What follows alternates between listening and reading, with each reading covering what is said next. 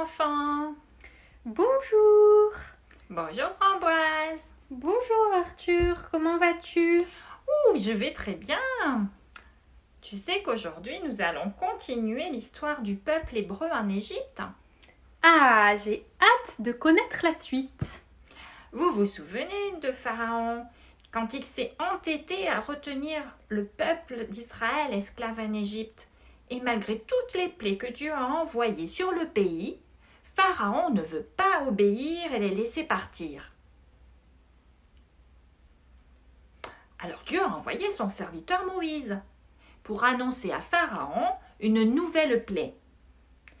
Un terrible événement allait se produire. Oh là là! Dieu allait faire mourir tous les enfants premiers-nés du pays. Du premier-né de Pharaon au premier-né de la servante et même le premier-né des animaux. Des animaux? Oui. Mais Dieu, pour préserver son peuple de cette horrible plaie et le libérer d'Égypte, Dieu avait un plan divin. Ah oui? Et c'était quoi ce plan? Il a institué la Pâque. Oh, la Pâque, ça me dit quelque chose. À vous aussi les enfants? Eh bien, chaque famille d'Hébreux qui aimait Dieu devait prendre un agneau qui n'avait aucun défaut.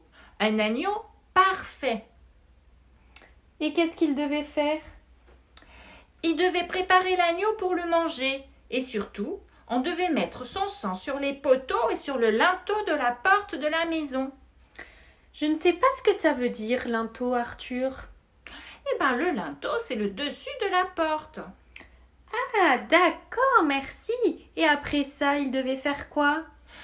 Eh bien, pendant la nuit, le Seigneur est passé sur le pays d'Égypte pour anéantir les premiers-nés. Mais le Seigneur a vu le sang sur la porte des maisons de ceux qui l'aimaient, des Hébreux qui voulaient le suivre et l'obéir. Et il a épargné les premiers-nés de tous ceux qui avaient obéi à Dieu en suivant les consignes qu'il avait données. Et le matin, devant le désastre et tous les pleurs des Égyptiens qui avaient perdu un premier-né, Pharaon a laissé partir enfin le peuple hébreu du pays. Youpi, enfin! Oui! Vraiment, c'est grâce au sang des agneaux que les Hébreux ont été sauvés de cette terrible plaie. Mais dis-moi, Arthur, ça ne te rappelle pas quelqu'un toute cette histoire? Mais si, évidemment! Ça me rappelle Jésus. Mais oui, Jésus!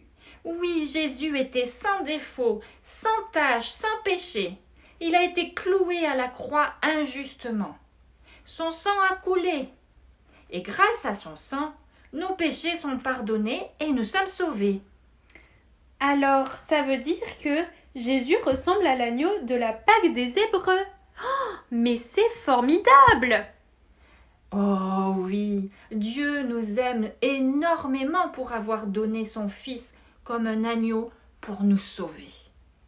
D'ailleurs, tu sais, la Bible dit, dans le chapitre de Pierre, livre 1, chapitre 1, versets 18 à 19, « Vous avez été rachetés par le sang précieux de Christ, comme d'un agneau sans défaut et sans tache. » Merci beaucoup pour cette leçon, Arthur. J'ai beaucoup appris ce matin.